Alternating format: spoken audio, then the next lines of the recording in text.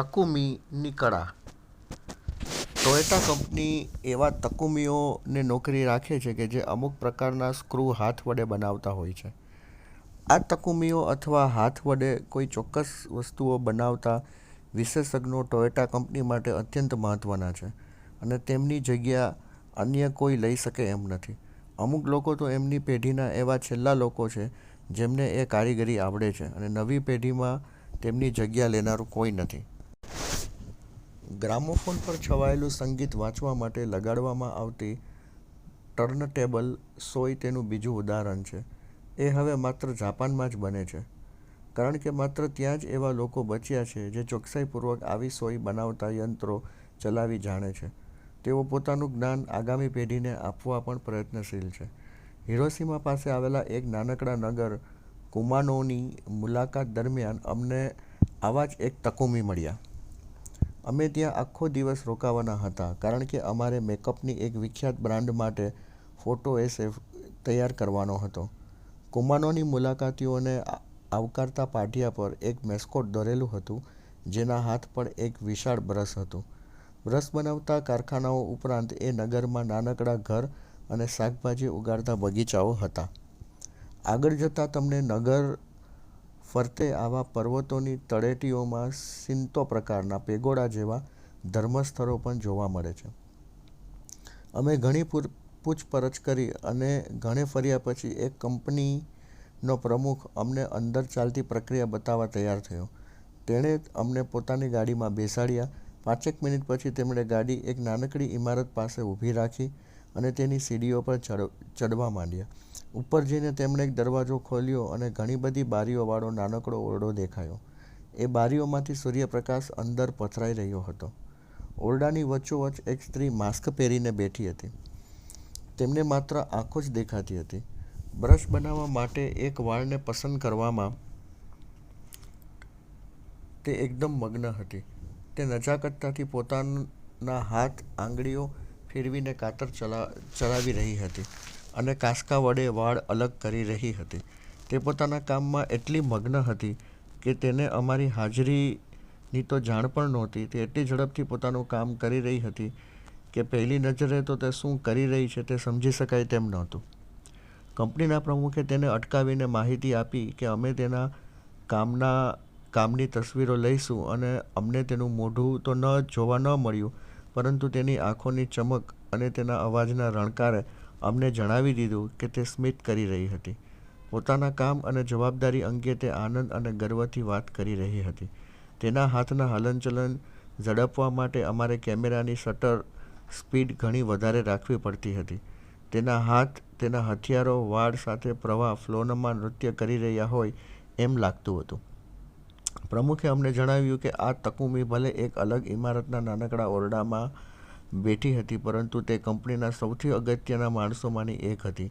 એ કંપનીએ બનાવેલા તમામ બ્રશમાં લાગેલા તમામ વાળ તેના હાથમાંથી પસાર થયા હતા. સ્ટીવ જોબ્સ જાપાનમાં. એપલ કંપનીના સહસ્થાપક સ્ટીવ જોબ્સ જાપાનના પ્રશંસક હતા.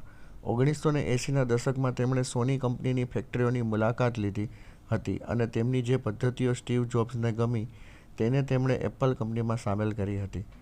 ટોયોટામાં જાપાની લોકો દ્વારા બનાવવામાં આવેલી ચિનાઈ માટીની વસ્તુઓની સરળતા અને ગુણવત્તાના પણ તેઓ પ્રશંસક હતા.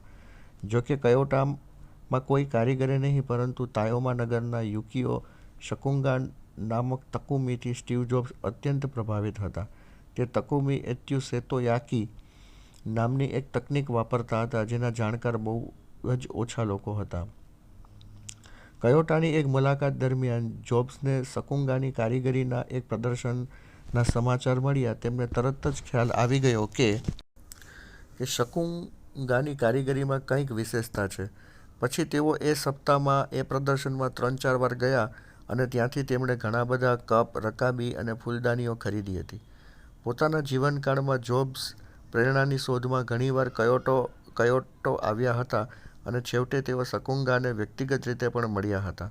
એમ કહેવાય છે કે જોબ્સ શકુગાને ઘણા પ્રશ્નો પૂછવા માંગતા હતા અને બધા જ પ્રશ્નો ચિનાઈ માટીની વસ્તુ બનાવવાની પ્રક્રિયા અને તેમાં વપરાતી વસ્તુઓને લગતા હતા. શકુગાએ તેમને જણાવ્યું હતું કે તેઓ તોયોમા જિલ્લાના પર્વતોમાંથી જાતે જ પસંદ કરેલી સફેદ ચિનાઈ માટી વાપરતા હતા. તેઓ એકમાત્ર એવા તકુમી હતા જે માટીની પસંદગીથી માંડીને વસ્તુઓને બનવા સુધીની તમામ પ્રક્રિયાઓના જાણકાર હતા. એટલે તેઓ એક અધિકૃત તકુમી હતા. જોબ્સ એટલા પ્રભાવિત થયા કે તેમને તોયોમા સાથે એ પર્વતોમાં જવાની ઈચ્છા પણ થઈ આવી, પરંતુ જ્યારે તેમણે જાણ્યું કે એ માટે તેઓ કયોટોથી 4 કલાકની ટ્રેનની મુસાફરી કરીને ત્યાં પહોંચવું પડશે, ત્યારે એમણે એ આયોજન પડતું મૂક્યું. જોબ્સના મૃત્યુ પછી એક ઇન્ટરવ્યૂ દરમિયાન શકુંગાએ એકવાર એમ કહ્યું હતું કે તેમને એ વાતનો ગર્વ છે કે આઈફોનના સર્જક તેમના કામના પ્રશંસક હતા. તેમણે એમ પણ કહ્યું હતું કે છેલ્લે જોબ્સે તેમની પાસેથી 12 કપનો એક સેટ ખરીદ્યો હતો. જોબ્સ તેમને કંઈક ખાસ નવી ભાતની રચનાની માંગણી કરી હતી. એ માંગને સંતોષવા માટે અને નવા વિચારો આધારિત પ્રયોગો કરવા શકુંગાએ 150 જેટલા કપ બનાવ્યા હતા. તેમાંથી શ્રેષ્ઠ 12 કપ પસંદ કરી તેમણે જોબ્સ પરિવારને મોકલી આપ્યા હતા. જાપાનની મુલાકાત પછી જોબ્સ હંમેશા જાપાનના કલાકારો, ઇજનેરો, વિશેષતઃ સોની કંપનીના તત્વજ્ઞાન, વિશેષતઃ ઝેન સાધુઓનું અને ભોજન, વિશેષતઃ સુશી થી પ્રભાવિત અને પ્રેરિત રહ્યા હતા. સુસંસ્કૃત સરળતા. જાપાનના કલાકારો, ઇજનેરો, ઝેન સાધુઓ અને ભોજનમાં શું સામ્ય છે? સરળતા અને બારીકીઓ પર અપાતું ધ્યાન. એમાં આળસને લીધે આવેલી સરળતા નથી, પરંતુ એવી સંસ્કૃત સરળતા છે કે જે નવી ઊંચાઈઓને સ્પર્શતી હોય છે. તે હંમેશા વસ્તુ, શરીર, મગજ કે ભોજન તેઓની પોતાની ઇકિગાઈને અનુસાર વધુને વધુ ઊંચા સ્તરે લઈ જતા હોય છે. મિહાલી એમ કહેતા કે પ્રવાહની ગતિ જાળવી રાખવા માટે અર્થપૂર્ણ પડકાર હોવો આવશ્યક છે. ઝીરો ડ્રીમ્સ ઓફ સુશી નામની દસ્તાવેજી ફિલ્મમાં આપણને તકુમીનું બીજું ઉદાહરણ જોવા મળે છે, અને એ ઉદાહરણ આવે છે રસોડામાંથી. તેનો નાયક 80 વર્ષથી વધારે સમયથી દરરોજ સુશી બનાવે છે અને ટોક્યોમાં ગિન્ઝા સબવે સ્ટેશન પાસે એક રેસ્ટોરન્ટનો માલિક પણ છે. તે અને તેમનો પુત્ર દરરોજ પ્રખ્યાત સુકીજી નામના માછલીઓના બજારમાં જાય છે અને સર્વોત્તમ માછલીઓ પસંદ કરીને પોતાની રેસ્ટોરન્ટમાં લઈ આવે છે. એ દસ્તાવેજી ફિલ્મમાં આપણે ઝીરો સાથે જોડાયેલો એક નવો યુવાન તમાગો પાતળી થોડી ગળી આમલેટ બનાવતા શીખે છે એ જોઈએ છીએ. તે ગમે તેટલી મહેનત કરે તેમ છતાં તે ઝીરોની મંજૂરી મળતી નથી. તે વર્ષો સુધી શીખતો રહે છે અને એક દિવસ તેને મંજૂરી મળી જાય છે. એ નવયુવાન વર્ષો સુધી પ્રયત્ન કરવો શા માટે નથી છોડતો? શું તેને દરરોજ ઈંડાની વાનગીઓ બનાવવાનો કંટાળો નહીં આવતો હોય? ના, કારણ કે સુશી બનાવવી તેની પણ ઇકિગાઈ છે. ઝીરો અને તેનો પુત્ર બંને રસોઈ કળાના નિષ્ણાત છે. તેઓ રસોઈ કરતાં કંટાળતા નથી. તેઓ રસોઈ કરતાં એના પ્રવાહ ફ્લોમાં ડૂબી જાય છે અને તેઓ રસોડામાં હોય એટલો સમય સંપૂર્ણ આનંદમાં વિતાવે છે. એ જ તેમની ખુશી છે અને એ જ તેમનું ઇકિગાઈ છે. તેઓ પોતાના કામથી આનંદ પામતા શીખ્યા છે અને તેમાં તેઓ એવા ડૂબી જાય છે કે તેમને સમયનું પણ ભાન રહેતું નથી. પિતા અને પુત્રના અંગત સંબંધો તો ગાઢ છે જ, જેથી તેઓ દરરોજ આ પડકાર ઝીલી શકે છે. આ ઉપરાંત તેઓ એવા શાંત વાતાવરણમાં કામ કરે છે કે જેથી તેઓ પોતાનું ધ્યાન કેન્દ્રિત કરી શકે. મિશેલિન તરફથી 3 સ્ટાર રેટિંગ મળવા છતાં તેમને ક્યારેય બીજી જગ્યાએ પોતાની શાખા ખોલવાનો કે પોતાનો વ્યવસાય વિસ્તારવાનો વિચાર પણ નથી આવ્યો. તેઓ પોતાની નાનકડી રેસ્ટોરન્ટ ટેબલ પર એક જ સમયે 10 જ ગ્રાહકોને ન્યાય આપે છે. ઝીરોના પરિવારને અઢળક રૂપિયા કમાવાની ઈચ્છા નથી.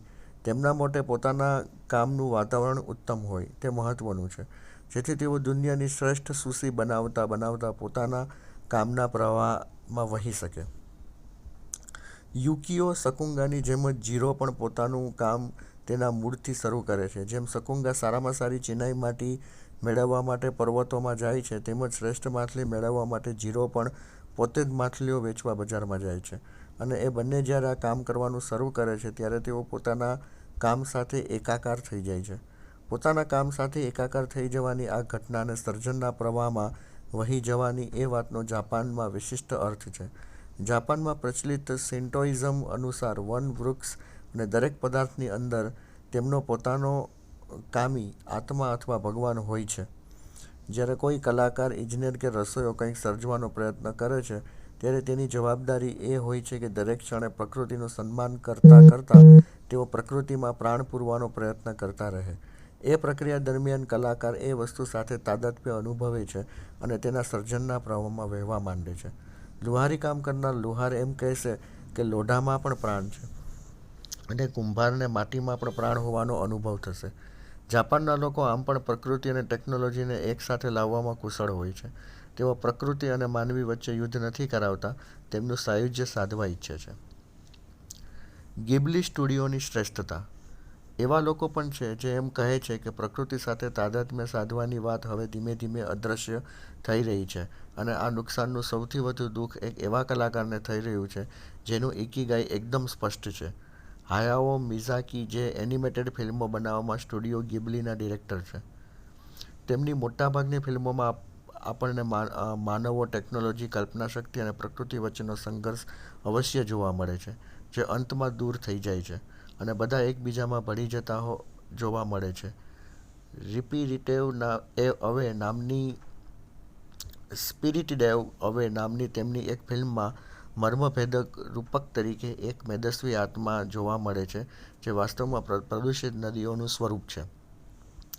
મિયાઝાકીની ફિલ્મોમાં વનના વ્યક્તિત્વ હોય છે, વૃક્ષોને લાગણીઓ હોય છે અને રોબોટની પક્ષીઓ સાથેની મિત્રતા હોય છે. જેને જાપાનની સરકાર રાષ્ટ્રીય ખજાનો માને છે તેવા મિયાઝાકી પોતાની કલામાં સંપૂર્ણતઃ મગ્ન થઈ જનારા કલાકાર છે. તેઓ 1990ના દશકના મોબાઈલ ફોન વાપરે છે અને તેમની આખી ટીમ હજુ પણ હાથ વડે ચિત્રો દોરે છે. તેઓ નાનામાં નાની વિગત કાગળ પર લખીને ફિલ્મનું દિગ્દર્શન કરે છે. તેમને કમ્પ્યુટર દ્વારા નહીં પરંતુ હાથ વડે ચિત્રો દોરીને પોતાના સર્જનના પ્રવાહને પામે છે. દિગ્દર્શકે લીધેલા આ નિર્ણયને કારણે હવે સ્ટુડિયો ગિબલી સંભવતઃ દુનિયાનો એકમાત્ર એવો સ્ટુડિયો રહ્યો છે જ્યાં સમગ્ર ફિલ્મ નિર્માણ પારંપરિક તકનીકોથી જ કરવામાં આવે છે. સ્ટુડિયો ગિબલીની મુલાકાત લેનારા લોકો જાણે છે કે રવિવારના દિવસે પણ સ્ટુડિયોના કોઈ ખૂણામાં કોઈ સાદા વસ્ત્રો પહેરેલો માણસ એકાંતમાં મહેનત કરતો હોય છે અને તમે જશો તો તમને ઓહાયો, હેલો કહીને જ આવકારશે. મિયાઝાકીને પોતાના કામ માટે એટલો જુસ્સો છે કે તેઓ ઘણા રવિવારે પોતાના સ્ટુડિયોમાં જ વિતાવે છે અને તેના પ્રવાહમાં તણાઈ જઈને સમયનું ભાન ભૂલી જાય છે, કારણ કે એ કામ જ એમનું ઇકીગાઈ છે. મુલાકાતીઓને જાણ છે કે કોઈપણ સંજોગોમાં મિયાઝાકીને ખલેલ પહોંચાડવાની નથી, કારણ કે તેમને ગુસ્સો જલ્દી આવી જાય છે, ખાસ કરીને તેઓ ચિત્રકામ કરતા હોય ત્યારે. 2013માં મિયાઝાકીએ જાહેરાત કરી કે તેઓ નિવૃત્તિ લેશે. તેમની નિવૃત્તિની ઉજવણી કરવા NHK ટીવીએ તેમના કામના છેલ્લા દિવસોની એક દસ્તાવેજી ફિલ્મ બનાવી. તેઓ ફિલ્મના લગભગ દરેક દ્રશ્યમાં કંઈ ને કંઈ દોરતા જ હોય છે. એક દ્રશ્યમાં તેમને ઘણા સાથીઓ એક મીટિંગ પૂરી કરીને બહાર આવતા દેખાય છે અને મિયાઝાકી તો એક ખૂણામાં બેઠા બેઠા ચિત્રો જ દોરી રહ્યા છે. એ બધાની દિશામાં તો તેમનું ધ્યાન જ નથી. એક દ્રશ્યમાં તેમને 30 ડિસેમ્બરના રોજ કામની જગ્યાએ ચાલીને જતા બતાવવામાં આવ્યા છે. એ દિવસે આમ તો આખા જાપાનમાં રજા રાખવામાં આવે છે, પણ તેઓ સ્ટુડિયો ગિબલીનો દરવાજો ખોલે છે કે જેથી તેઓ ત્યાં એકાંતમાં સારી રીતે ચિત્રો દોરી શકે. મિયાઝાકી ચિત્રો દોરવાનું અટકાવી શકતા નથી. પોતાની નિવૃત્તિ પછીના દિવસે ફરવા જવા કે ઘરે આરામ કરવાને બદલે તેઓ સ્ટુડિયો ગિબલી જ જાય છે અને ચિત્રો દોરવા માંડે છે. તેમના સહકાર્યકરોએ શું પ્રતિક્રિયા આપવી તે સમજ નથી પડતી. 1 વર્ષ પછી તેઓ જાહેર કરે છે કે તેઓ કોઈ નવી ફિલ્મ નહીં બનાવે, પરંતુ મૃત્યુ પર્યંત ચિત્રો તો દોરતા જ રહેશે. જો કોઈ પોતાના કામ માટે આટલો જુસ્સો ધરાવતો હોય તો તે નિવૃત્ત થઈ શકે?